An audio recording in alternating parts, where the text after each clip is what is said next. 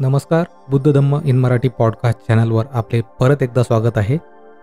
मित्रांनो, आज आपण जसे शरीर धुतले जाते तसे मनही कसे धुतले जाते याबद्दल गौतम बुद्धांचा संदेश जाणून घेऊया.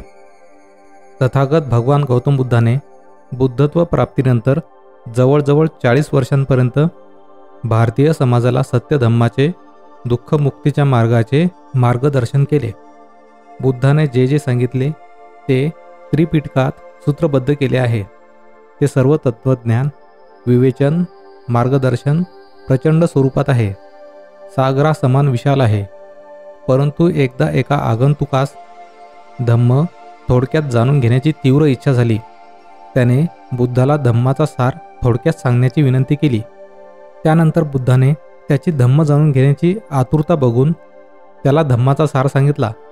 तो पाली भाषेत या प्रकारे होता: सब पापस्स अकर्ण कुशलस्स उपसंवेदा सचित्त परियोदपन एत बुद्धान शासन. याचा मराठी अनुवाद असा की कोणतेही पाप कर्म न करणे म्हणजेच वाईट कर्म न करणे, कुशल कर्म करत राहणे म्हणजे चांगले कर्म करणे, चित्त शुद्ध ठेवणे, मन शुद्ध ठेवणे हीच बुद्धाची शिकवण आहे. या 4 ओळी इतक्या महत्त्वपूर्ण आहेत की खरेच त्या धम्माचा सार आहेत. आपले मन हे सर्व सुखदुःखाचे उगमस्थान आहे. हे बुद्धाने स्वानुभवातून, प्रज्ञेतून, दिव्य ज्ञानातून जाणले आहे. हे मन जेव्हा विकृत होते, मलिन होते, लोभ, द्वेष, क्रोध, आसक्ती, घृणा, तिरस्कार, अहंकार, भीती, हिंसक वृत्ती या मनात शिरतात व मन दूषित होते.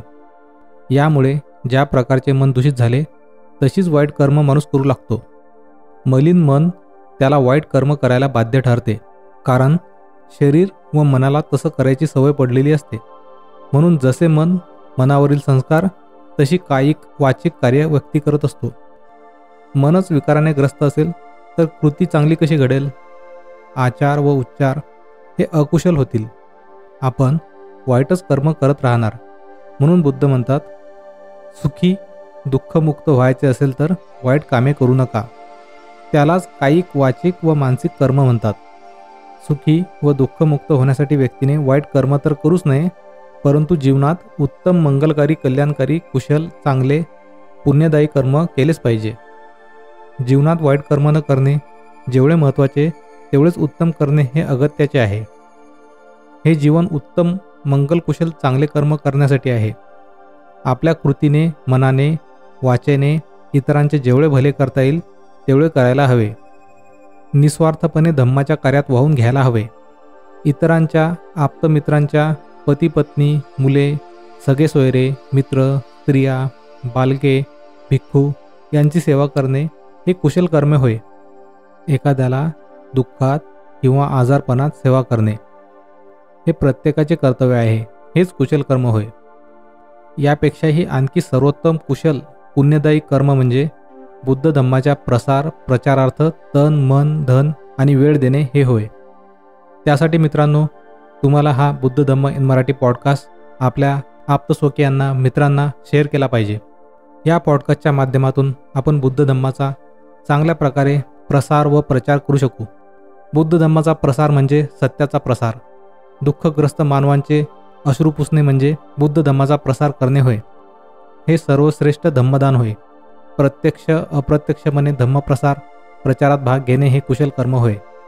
शेवटी बुद्ध चित्त शुद्ध ठेवण्याचे सांगतात, कारण सुख व दुःखातून मुक्ती खऱ्या अर्थाने हवी असेल तर आपले मन शुद्ध, निर्मल, विकाररहित असणे आवश्यक आहे.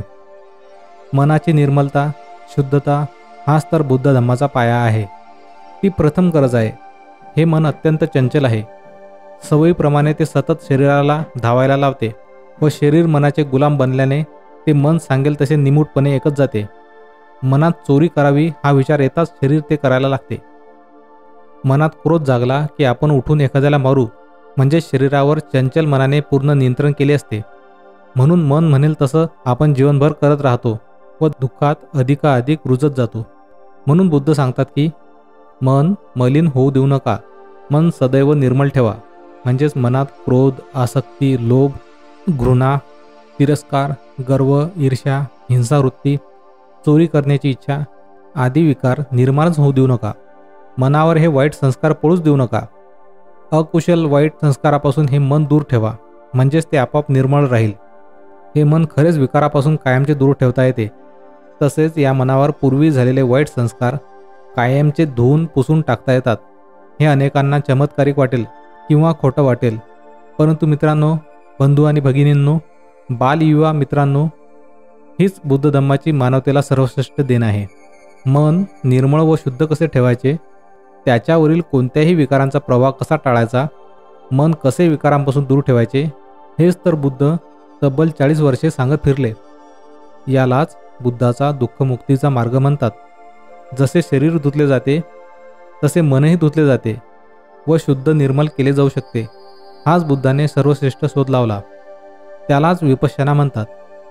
विपश्यनेतून मन विकारापासून दूर ठेवता तर येतेच, शिवाय जुने विकार काढून टाकले जातात.